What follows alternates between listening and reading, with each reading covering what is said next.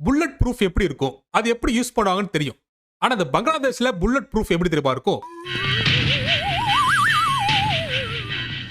பாத்தீங்களா, பழைய இரும்பு பற்றையில இருந்து எடுத்துட்டு வந்த தகர டப்பா மாதிரி இருக்கே, இதுதான் அவங்க ஊர்ல புல்லட் ப்ரூஃபா? இல்ல எனக்கு புரியல. நாங்க கலாய்க்கணும்னா இந்த மாதிரி சீனால வைப்பீங்களா நீங்க?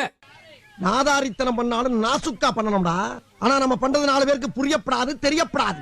ஆக்சுவலா இந்த படத்துல ஹீரோ என்ன பண்ணிட்டு இருக்காருன்னா, மாறு விஷயத்துல போய் புல்ல பிடிச்சிட்டு இருப்பார். சாரி, இது ரவுடிகளை பிடிச்சிட்டு இருப்பாப்ல. Yes sir.